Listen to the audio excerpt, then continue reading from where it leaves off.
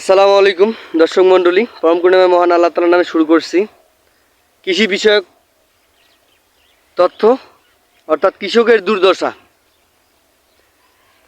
আজকে কৃষকদের দেখেন, এই সোনালি সেই ধান কাটার যে একটা মৌসুম চলে আসছে এবং এদের মূল টার্গেট আছে কৃষকের এই ধান ঘরে তোলার সাথে সাথে তারা সামনে যে ভুট্টার মৌসুম আসছে এই জন্য তৎপর হয়ে চলছে কৃষক। এবং চতুর্দিকে হয়তো আপনারা দেখতে পাচ্ছেন যে কৃষক তাদের ধান কাটার জন্য বিভিন্ন ধরনের লোক এবং বিভিন্ন ধরনের ব্যবস্থা মেশিন হোক যেটাই হোক তারা ধান কাটতেছে।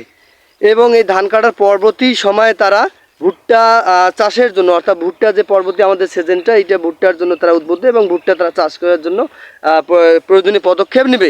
এবং এই পদক্ষেপে আমরা আশু অনুরোধ যে জিনিসটা দেখছি সরকার মহোদয়ের কাছে, আমরা কৃষি কর্মকর্তার দৃষ্টি আকর্ষণ করে বলছি যে আজকে যে কৃষকের যে সমস্যাটা, এখন ধান কাটা হয়নি, কৃষক যে সারের সমস্যাটা যে বর্তমানে দেখা যাচ্ছে, আমার প্রশ্ন হচ্ছে চতুর্দিকে আজকে দেখতেছি, আমি হাতীবান্ধাবাসী হিসেবে বলতেছি যে এই চতুর্দিকে শোনা যাচ্ছে যে সারের সংকট। এখন কৃষককে বলে সার নিতে গেলে ভর্তুকি কার্ড, এখন কৃষককে নিলে সার নিতে গেলে জাতীয় পরিচয়পত্র, কেউ বলতেছে আমার ভর্তুকি কার্ড নাই দেখি আমার সার দেয় না, কেউ বলছে আমার এনআইডি কার্ড দিয়ে দেয় না, মানে ইত্যাদি বিভিন্ন ধরনের প্রবলেম। আমার প্রশ্ন হচ্ছে সার যদি কৃষি সম্প্রসারণ অধিদপ্তর ডিলারের মাধ্যমে যদি সার কৃষককে দেওয়া হয়, তাহলে আমার প্রশ্ন সাধারণ যে দোকানগুলো, এই দোকানগুলোতে সার আসে কিভাবে? এই দোকানগুলোতে সার আসে কিভাবে? এটা কোন আসমান থেকে নাজিল হয়? এই সারগুলো কে দেয়? কোন আসমান থেকে এই দোকানগুলোতে সার নাজিল হয়? এই কৃষকের সারটা যদি ডিলারের মাধ্যমে কৃষককে দেওয়া হয়, সেটা এনআইডি কার্ড হোক, জাতীয় পরিচয়পত্র হোক, অথবা ভর্তুকি কার্ড হোক, আরও হাংস্যাং মেলা কার্ড হোক, সেটা বড় কথা নয়। আমার প্রশ্ন হচ্ছে সাধারণ যে দোকানগুলো আছে এই দোকানগুলোতে সারগুলো কিভাবে নাজিল হয়?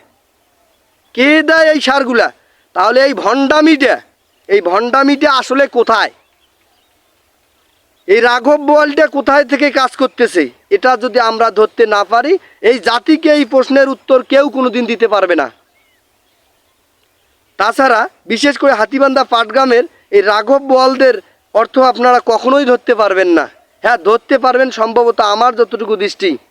এই রাঘব বোয়াল যারা আছে কি, যারা সারের ডিলার নিছে, এদের কাছে আপনারা তথ্য নেন সাংবাদিক মহোদয়, যে এই যে সাধারণ দোকানগুলোতে যে সার আছে, এরা কোন তথ্যের ভিত্তিতে সারটা পাইলো, কোথায় থেকে পাইলো? বাংলাদেশে কি আরোভাবে অন্যভাবে সার নাজিল হয়, না ইন্ডিয়ার থেকে আইসি, না পাচার করিয়া নিয়ে ওরা সার বিক্রি করে?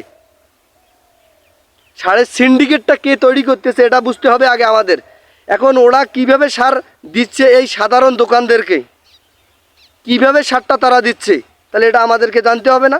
এই জানতে গেলে আপনারা ওই মূল ডিলারের কাছে এনআইডি কার্ডটা তথ্য আমাদের কাছে জব্দ করতে হবে। এবং এই এনআইডি কার্ডের ব্যক্তিরা সার কি প্রকৃতপক্ষে পেয়েছে, না ওই এনআইডি কার্ডকে ভাওতাবাজি করে সাধারণ দোকানকে সারটা দেওয়া হয়েছে? তার মানে এনআইডি কার্ড দিয়ে আমাদের তথ্যটা দেখতে হবে। যারা সারের ডিলার, তাদের কাছে যে এনআইডি কার্ড অথবা ভর্তুকি কার্ডের ফটোকপি দিয়ে যে সার দেওয়া হয়েছে কত বস্তা, ওই কৃষকের বাড়ি যা তদারকি করা হোক, তারা কি আসলে সার পাইছে, না সে পরবর্তীতে আবার সার বিলে যাবে? তার মানে কী চক্র দাঁড়াইলো? এই বিষয়গুলো আমাদের ফলো করতে হবে। আমার প্রশ্ন হচ্ছে সাধারণ দোকানে কিভাবে সার নাজিল হয়, এইটা আমাদেরকে জানতে হবে, এইটা আগে আমাদের জানা দরকার। তাহলে সারের সিন্ডিকেটটা কোথায় থেকে তৈরি হচ্ছে আপনারা জানতে পারবেন।